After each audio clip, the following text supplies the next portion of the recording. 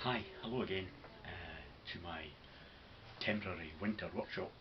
Uh, my name's Will, for those who didn't get my introduction video. I live in the Island of Rhodes in Greece, and we're in the middle of the coronavirus lockdown, and I've got to say, I hope you're all safe out there,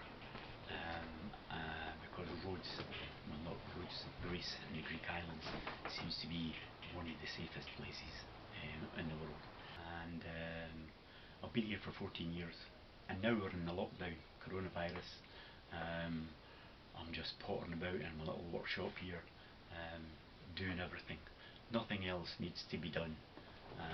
So I'm just spending my time out here on various projects. The first one you'll have seen has been the outline or silhouette of a flower and a hummingbird, which is over there in the bank. Today I'm going to be doing this block. Now this block is a bit of pine that I cut for wood burning in the winter, and the outline of this is explained at the start of this. It just looks like a plant, or it just looked like a plant to me. There's the back of it. It went all the way through, but I gave that a rub with some sandpaper and it came out quite nice. And I thought, I've got this little wood burning kit, and I'm going to start tracing out the lines that I've actually penciled in with the burner, and then see where I go from there. And I'll just let you see how I'm doing it. I'll zoom in, and then I'll do a few bits and pieces, and then I'll bring you back when it's finished, or at least the plant bit of it's finished. I'll bring you back when I'm doing the flower heads and the petals, and see how it goes. And if it doesn't go, then I won't bring you back, but hopefully I will be. A couple of other projects that I had done with this little Dremel set is this for my dog Casper.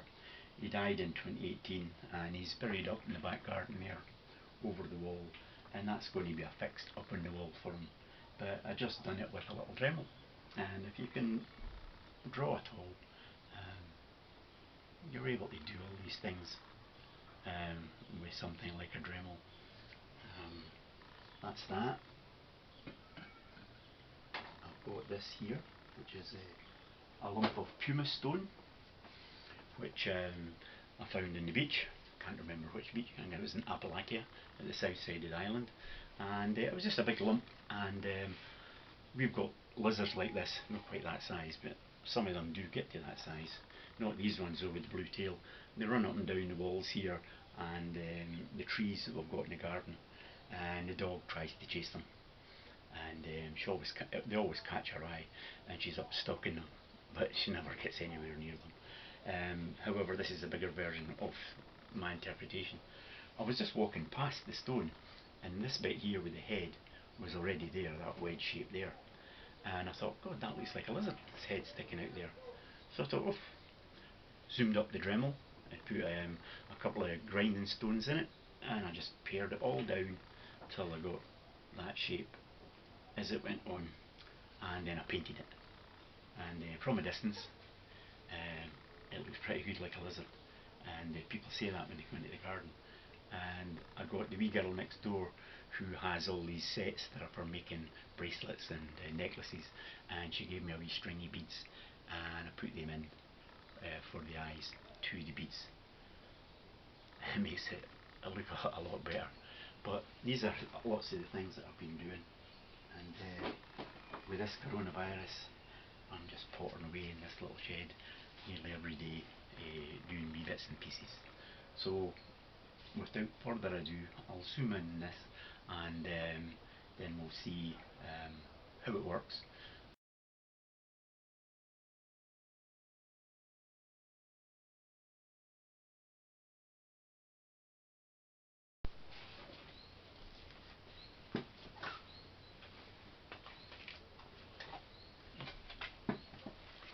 Well, here we are in a close-up of the wood, and as professional as I am, you'll see there's more of it done. because I never put the camera on to record. You'll have to bear with me because this will happen quite a few times, as I'm no just the best director of photography. Anyway,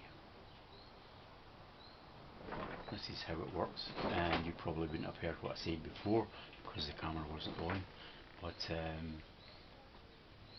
I'm following round the outline of the original quarry, the wood, and it's actually the grain of this wood. I was counting this wood and the lines on it, and it must have been about 70 years old. And this was a branch, it wasn't the main tree, so I don't know how that works. Does the branch still state the actual tree, or does the branch state the actual year of the branch? Maybe somebody can tell me that. So anyway, the harder you press it, the more wood burn you see, because there's obviously moisture in this wood, and the more moisture that's in it, the further it leaks into the wood. And you can see how hot this is, and you need to be very careful when you're laying it down, and you can see that on the blade. Watch when I lift it off, look at the sparks. It's that hot on the wood, see that? So just be very careful. I'll just come down from the stems, and I'll do that a wee bit quicker, and it's because it's supposed to be a thinner line. So there's one thing I've learnt already: the faster you go, the thinner the line.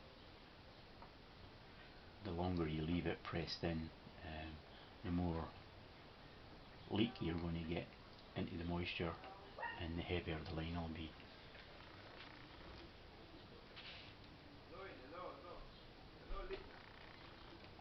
So as long as you've got some artistic talent, but in this case, really, I was just following the line of the mark that's already in the tree, which is the grain core of the tree for the branches. So I just followed it around with a pencil, and then drew in the flower heads, obviously.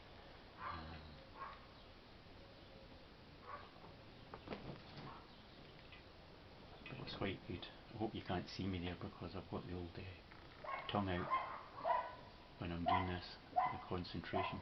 I don't know why people do that. Is it just because you can concentrate more if you've got your tongue sticking out?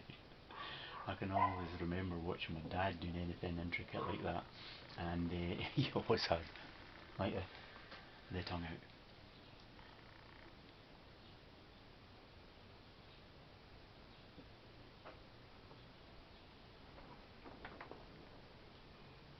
It's very easy to do this, and you could make a mistake very easily if you allow it to slide off the end. But I done this thing before I put the camera on, and I thought the design round the edge of this, you can do this.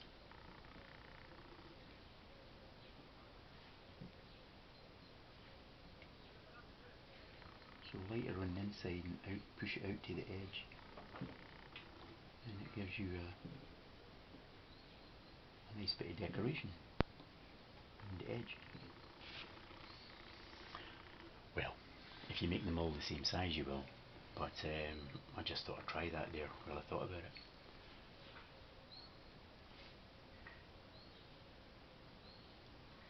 I mean, you don't need to be so precise that you follow the pencil line exactly. I'm just doing that, and when this sinks into the wood, it actually pulls you in the line. As long as you make it that's close to what the actual original was, then you'll be okay. You can see this, it comes down this way, and I'm just trying to follow the red mark of the branches. And as I said before, this bit here actually looked like a leaf before I drew around it with the pencil. It's got the line down the middle, like, you know, that you see on leaves. comes down, doesn't go right through it. And this one is the same.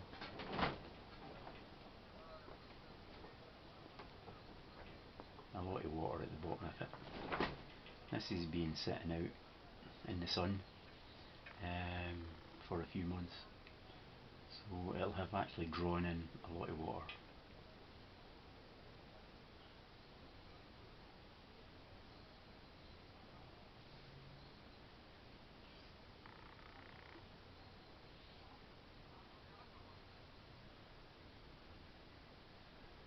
I think you could easily make a mistake with this if you don't take your time, because it just starts going very fast. Obviously when you press in, it's adding more heat to the wood. But as I said before, you don't need to be so specific with it to follow the perfect line, and it'll still look pretty good.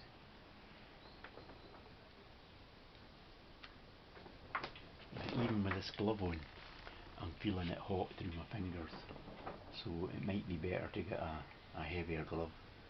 It's not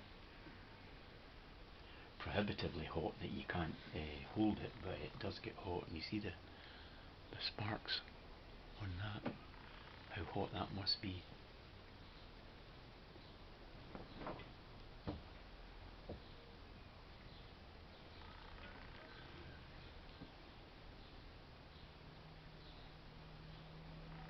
I'm just making these ones a wee bit heavier so that it'll stand out, because I think they're that thin that they might fade pretty quickly. Anyway, I'll get a smaller blade on, because I'll need a smaller blade. What we'll do, we'll try it on the flowers, but I think I might need a smaller blade, but we'll see. Let's give it a go.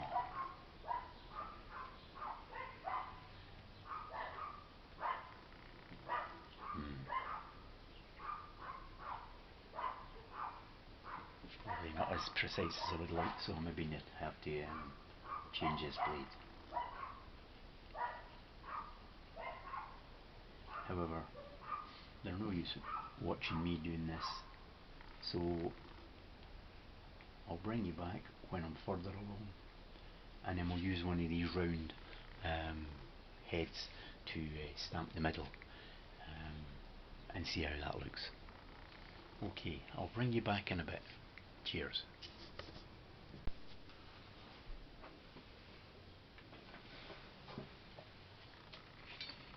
Hi, welcome back. I'm using this one here, and that's for the centre of the flowers, and that's the mark it left. Hope you can see that. It's just done a little cross in the centre of the flower, makes it look different, and I'm going to change from the bigger chisel type blade to this smaller one, because the big one was too much for the actual flowers to get right in it. So I'm changing out the smaller one, and then I'll carry on, and I'll show you a bit of me doing it, and then I'll bring you back once it's finished. Hi, welcome back. I'm just back from my dog walk in the afternoon. I like to break this up by doing different things so it doesn't get boring. So as you can see, I've done the centre of the flowers, and I've now got a smaller tip on to do the leaves.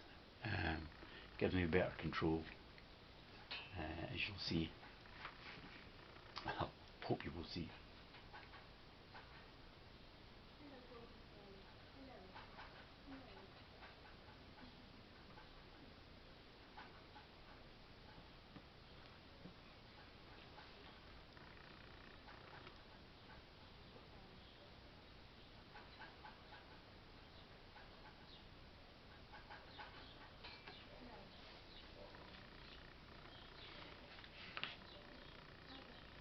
Look how hot that tip gets.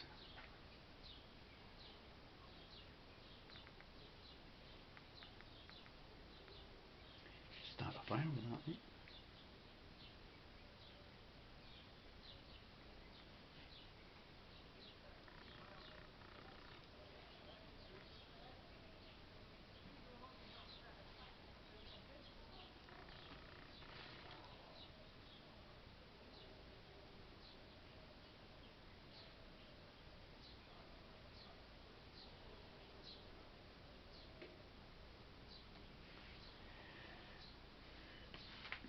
I don't know if this is the right one, but we'll persevere for the minute. I'll just do this one set of petals and then I'll cut off and show you the finished result later. This is not going so good. Maybe I should have left the big one on. Maybe I'm just having to wait till it gets properly heated up. Just another thing that's quite therapeutic. When you've got nothing to do and you're looking for stuff to do, I'm sure the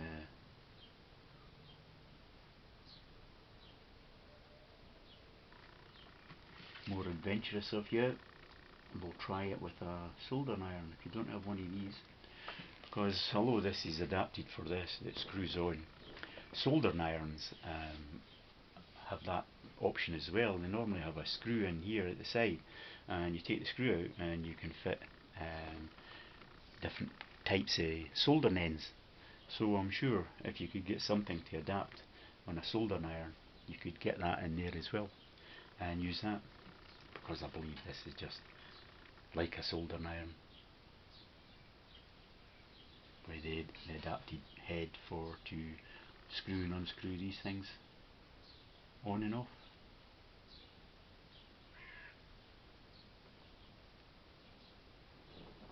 Maybe if you just catch the tip. This is my first shot at this, so I'm learning along with you. Well, I don't know if I'm learning. Probably gets better and better the more you actually do it. I think if you just do it a wee bit slower, it's a lot better, but I think the wood burns more. And maybe that little bleeding into the wood, the burnt bit, makes it better. Or maybe it doesn't. But I suppose you can actually do anything on any piece of wood with this.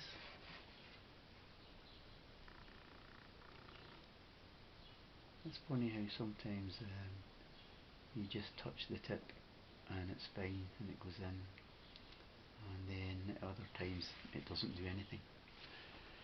Anyway, I'm sure, as you can see, I've got a heavier glove on because this rubber coated glove was getting a bit warm, even though I wasn't on the guard.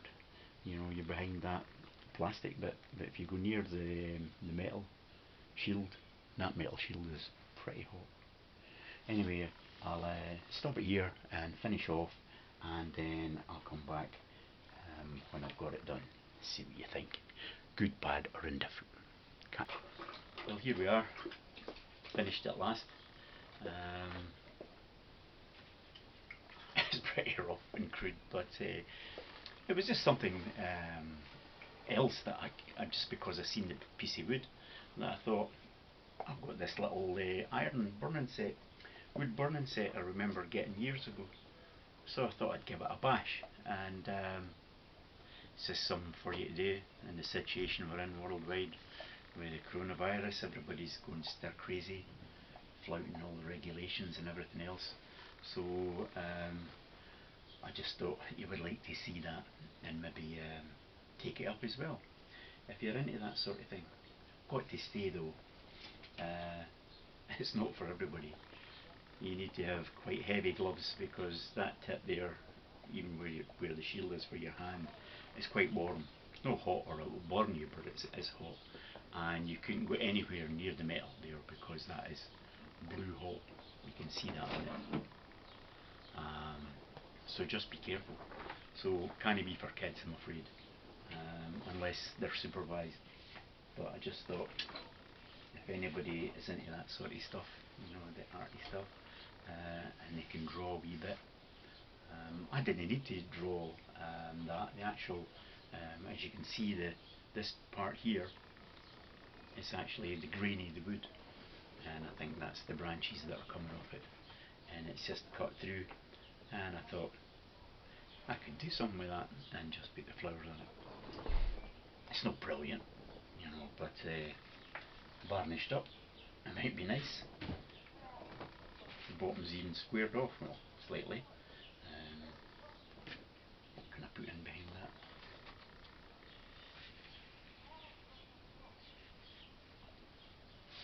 And it stands there quite nice.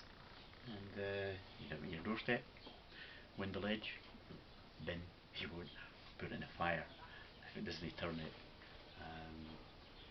I'm imagining that could just be buffed off again with a small grinder, sander, and if you make a mistake.